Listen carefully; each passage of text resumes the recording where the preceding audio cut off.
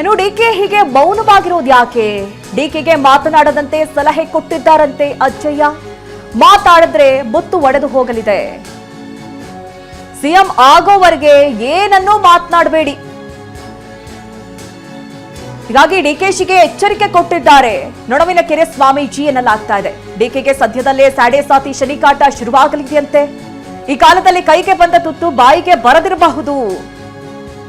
ಡಿಕೆಗೆ ಮಾತನಾಡದಂತೆ ಸಲಹೆ ಕೊಟ್ಟಿದ್ದಾರಂತೆ ಅಜ್ಜಯ್ಯ. ನೋಡಿ, ಏನಿರಬಹುದು ಕಾರಣ? ಡಿಕೆ ಶಿವಕುಮಾರ್ ಅವರು ಏನೂ ಮಾತನಾಡ್ತಾ ಇಲ್ವಲ್ಲ, ಏನಿರಬಹುದು ರೀಸನ್ ಅಂತ ಹೇಳಿ ಎಲ್ಲರೂ ಕೂಡ ಅನ್ಕೊಳ್ತಾ ಇದ್ರು. ಆದ್ರೆ ಇದಕ್ಕೆ ಅಜ್ಜಯ್ಯ ಅವ್ರು ಕೊಟ್ಟಂತಹ ಸಲಹೆ ಕೂಡ ಕಾರಣ ಅಂತ ಹೇಳಲಾಗ್ತಾ ಇದೆ.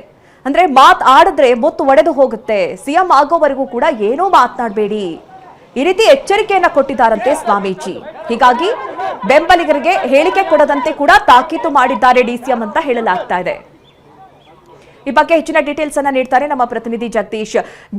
ಒಂದ್ ಕಡೆ ಸಿಎಂ ಡಿಕೆ ಶಿವಕುಮಾರ್ ಅವರು ಇವತ್ತು ನೊಣವಿನ ಕೆರೆ ಅಜ್ಜಯ್ಯನ ಮಠಕ್ಕೆ ಭೇಟಿ ಕೊಡ್ತಾರೆ ಅನ್ನುವಂತಹ ಮಾಹಿತಿ ಇದೆ. ಎಷ್ಟು ಗಂಟೆಗೆ ಏನು ಅನ್ನುವಂತಹ ಡೀಟೇಲ್ಸ್ ಸಿಕ್ಕಿದೆಯಾ? ಜೊತೆಗೆ ಡಿಕೆಶಿ ಮೌನದ ಹಿಂದೆ ನೊಣವಿನ ಕೆರೆ ಸ್ವಾಮೀಜಿ ಒಂದಷ್ಟು ಎಚ್ಚರಿಕೆಯನ್ನ ಸಲಹೆಯನ್ನ ಕೊಟ್ಟಿದ್ದಾರೆ ಅಂತ ಹೇಳಲಾಗ್ತಾ ಇದೆ. ಜಗದೀಶ್, ಖಂಡಿತ ಮಧುಶ್ರೀ, ಇವತ್ತಿನ ಬೆಳವಣಿಗೆಗಳನ್ನ ನೋಡೋದಾದ್ರೆ ಭಾಗಶಃ ಇವತ್ತು ಡಿಕೆಶಿ ಅವರು ನೊಣವಿನ ಕೆರೆಯ ಮಠಕ್ಕೆ ಬರುವಂತಹ ಸಾಧ್ಯತೆ ತೀರಾ ಕಡಿಮೆ ಅನ್ನುವಂತಹ ಒಂದು ಸಂದರ್ಭ ಈಗ ಕೇಳಿ ಬರ್ತಾ ಇರುವಂತದ್ದು. ಅದರ ನಡುವೆ ಒಂದಷ್ಟು ಮೂಲಗಳಿಂದ ಇವತ್ತು ಏನೇ ಆದ್ರೂ ಕೂಡ ಅವರು ಸ್ವಾಮೀಜಿಗಳ ಬಳಿ ಬಂದು ಅವರ ಆಶೀರ್ವಾದವನ್ನ ಪಡೆದುಕೊಂಡು ಹೋಗ್ತಾರೆ ಅನ್ನುವಂತಹ ಮಾತುಗಳು ಕೂಡ ಬರ್ತಾ ಇರುವಂತದ್ದು.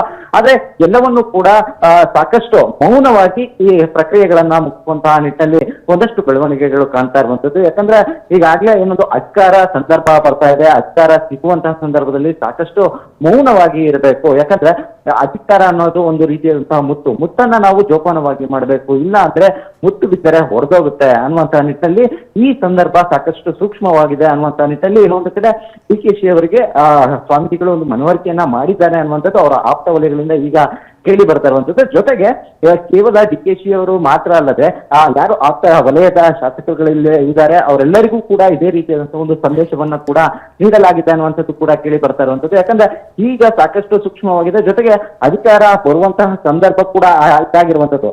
ಈ ಸಂದರ್ಭದಲ್ಲಿ ನಾವು ಸೂಕ್ಷ್ಮವಾಗಿ ಇದ್ದರೆ ಮಾತ್ರ ನಮ್ಗೆ ಅಧಿಕಾರ ಸಿಕ್ಕುವಂತಹ ಒಂದು ಬೆಳವಣಿಗೆ ಆಗುವಂತದ್ದು ಅನ್ನುವಂಥದ್ದು ಕೂಡ ಕೇಳಿ ಬರ್ತಾ ಇರುವಂತದ್ದು. ಜೊತೆಗೆ ಈಗ ಸದ್ಯದಲ್ಲೇ ಸಾಡೆ ಸಾತಿ ಶನಿಕಾಟ ಕೂಡ ಡಿಕೆಶಿಗೆ ಶುರುವಾಗುತ್ತೆ ಅನ್ನುವಂತಹ ಒಂದು ಮಾತುಗಳು ಕೂಡ ಕೇಳಿ ಬಂದಿರುತ್ತೆ. ಹಾಗಾಗಿ ಈ ಸಂದರ್ಭದಲ್ಲಿ ಸಾಕಷ್ಟು ಜೋಪಾನವಾಗಿ ಹೆಜ್ಜೆ ಇಡುವಂತಹ ಸಂದರ್ಭ ಕೂಡ ಇರಬೇಕು ಅನ್ನುವಂತಹ ನಿಟ್ಟಿನಲ್ಲಿ ಒಂದಷ್ಟು ಜಾಗೃತೆ ಆಗಿರಬೇಕಾದಂತಹ ಒಂದು ಸಂದೇಶವನ್ನು ಕೂಡ ಶ್ರೀಗಳು ನೀಡಿದ್ದಾರೆ ಅನ್ನುವಂತಹ ವಿಚಾರ ಕೇಳಿ ಬಂದಿದೆ.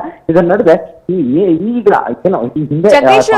ಪದಗ್ರಹಣಕ್ಕೆ ಸಮಯ ಕೂಡ ಇಲ್ಲಿ ಫಿಕ್ಸ್ ಮಾಡುವಂತಹ ಸಾಧ್ಯತೆಗಳೇನಾದ್ರೂ ಇದೆಯಾ? ಅಂದ್ರೆ ನೊಣವಿನ ಕೆರೆ ಸ್ವಾಮೀಜಿಯೊಟ್ಟಿಗೆ ಈ ವಿಚಾರವಾಗಿ ಈಗಾಗಲೇ ಸ್ವಾಮೀಜಿಗಳು ಕೂಡ ಮಾಧ್ಯಮಗಳಿಗೆ ಒಂದು ರಿಯಾಕ್ಷನ್ ಅನ್ನ ಕೊಟ್ಟಿದ್ದಾರೆ. ಆದ್ರೆ ಸಮಯವನ್ನ ಇದು ಕೂಡ ನಿರ್ಧಾರ ಮಾಡಲಿಕ್ಕೆ ಆಗಲ್ಲ. ಆದ್ರೆ ಏನ್ ಆಗ್ತಾ ಇದೆ ಬೆಳವಣಿಗೆ, ಆ ಬೆಳವಣಿಗೆಗಳ ನಂತರದಲ್ಲಿ ಯಾವಾಗ ಅಧಿಕಾರ ಸಿಗುತ್ತೆ ಆ ಸಂದರ್ಭದಲ್ಲಿ ತೆಗೆದುಕೊಳ್ಬಹುದು ಅನ್ನುವಂಥದ್ದನ್ನ, ಅಂದ್ರೆ ಪರೋಕ್ಷವಾಗಿ ನಾನು ಸಮಯವನ್ನ ನಿರ್ಧಾರ ಮಾಡೋದಿಲ್ಲ ಅನ್ನುವಂಥ ನಿಟ್ಟಿನಲ್ಲಿ ಅವರು ಹೇಳಿಕೆಗಳನ್ನ ನೀಡ್ತಾ ಇದ್ದಾರೆ. ಆದ್ರೆ ಕಾತು ನೋಡ್ಬೇಕು, ಇನ್ನು ಬೆಳವಣಿಗೆಗಳು ಸಾಕಷ್ಟು ಇದೆ. ಯಾಕಂದ್ರೆ ಅಧಿಕಾರವನ್ನ ಮುತ್ತಿನ ರೀತಿಯಲ್ಲಿ ಈಗ ಪರಿಗಣಿಸಲಾಗಿರುವಂತದ್ದು. ಹಾಗಾಗಿ ಮುಂದೆ ಯಾವ ಬೆಳವಣಿಗೆ ಆಗುತ್ತೆ ಅನ್ನುವಂಥದ್ದು ಇನ್ನೂ ಕೂಡ ನಿಗೂಢವಾಗಿ ಇರುವಂತದ್ದು. ಆ ನಿಟ್ಟಿನಲ್ಲಿ ಇವತ್ತು ಶ್ರೀಗಳನ್ನ ಭೇಟಿ ಮಾಡುವಂತಹ ನಿಟ್ಟಿನಲ್ಲಿ ಒಂದಷ್ಟು ಬೆಳವಣಿಗೆ ಆಗುವಂತ ಒಂದು ಸಾಧ್ಯತೆ ಕೂಡ ಇದೆ. ಹಾಗಾಗಿ ಮಠದಲ್ಲಿ ಬೇಕಾಗಿರುವಂತಹ ಒಂದು ಸಿದ್ಧತೆಗಳಾಗಿರ್ಬೋದು, ಭದ್ರತೆ ಆಗಿರ್ಬೋದು, ಈ ರೀತಿಯಾದಂತಹ ಒಂದು ಕ್ರಮಗಳನ್ನು ಕೂಡ ಕೈಗೊಳ್ಳಲಾಗಿದೆ. ಆದ್ರೆ ಇವತ್ತಿನ ಶೆಡ್ಯೂಲ್ ಅನ್ನ ಗಮನಿಸಬೇಕಾಗತ್ತೆ. ಹಾಗಾಗಿ ಡಿಸಿಎಂ ಅವರ ಮುಂದಿನ ಇವತ್ತಿನ ಕಾರ್ಯಕ್ರಮಗಳ ಆಧಾರದ ನಡುವೆ ಅವರು ಇವತ್ತು ಏನು ನೊಣವಿನ ಕೆರೆ ಮಠಕ್ಕೆ ಬರ್ತಾರ ಅನ್ನುವಂತಹ ನಿಟ್ಟಿನಲ್ಲಿ ಒಂದಷ್ಟು ಗೊಂದಲ ಇರುವಂತದ್ದು. ಆದ್ರೆ ಅಧಿಕೃತವಾಗಿ ಮಾಹಿತಿಗಳು ಯಾವ್ದನ್ನು ಕೂಡ ಬಿಟ್ಕೊಟ್ಟಿಲ್ಲ. ಹಾಗಾಗಿ ಬೇಕಾಗಿರುವಂತಹ ಒಂದು ಭದ್ರತೆಯನ್ನ ಈಗಾಗಲೇ ಪೊಲೀಸರು ಮಾಡ್ಕೊಂಡಿದ್ರೆ, ಮತ್ತೊಂದು ಕಡೆ ಏನು ನೊಣವಿನ ಕೆರೆ ಶ್ರೀಗಳು ಕೂಡ ಮಠದಲ್ಲೇ ಇರುವಂತದ್ದು. ಹಾಗಾಗಿ ಬಹುತೇಕ ಭೇಟಿ ಮಾಡಬೇಕು ಅನ್ನುವಂತಹ ನಿಟ್ಟಿನಲ್ಲಿ ನಿರ್ಧಾರ ಆದ್ರೆ ಅವರು ತುಮಕೂರಿನ ನೊಣವಿನ ಕೆರೆಗೆ ಡಿಸಿಎಂ ಅವರು ಬರಬೇಕಾಗುವಂತಹ ಒಂದು ಸಾಧ್ಯತೆ ಕೂಡ ಇರುತ್ತೆ. ಹಾಗಾಗಿ ಭಾಗಶಃ ಇವತ್ತು ಸಂಜೆ ಒಂದು 7 ಗಂಟೆಗೆ ಬಂದು ಅವರ ಆಶೀರ್ವಾದವನ್ನ ಪಡಿತಾರೆ ಅನ್ನುವಂತಹ ಒಂದು ಮಾತು ಇಲ್ಲಿ ಏನು ಮಠದ ಆಪ್ತ ವಲಯಗಳಲ್ಲಿ ಕೇಳಿ ಬರ್ತಾ ಇದೆ. ಆದ್ರೆ ಇವತ್ತಿನ ಶೆಡ್ಯೂಲ್ನ ಆಧಾರದ ಮೇಲೆ ಮುಂದಿನ ನಿರ್ಧಾರ ಆಗಬಹುದು ಅನ್ನುವಂಥದ್ದು ಕೂಡ ಈಗ ತಿಳಿಸ್ ಬರ್ತಾ ಇರುವಂತದ್ದು. ಓಕೆ, ಥ್ಯಾಂಕ್ ಯು ನಿಮ್ಮೆಲ್ಲ ಡೀಟೇಲ್ಸ್ಗೆ.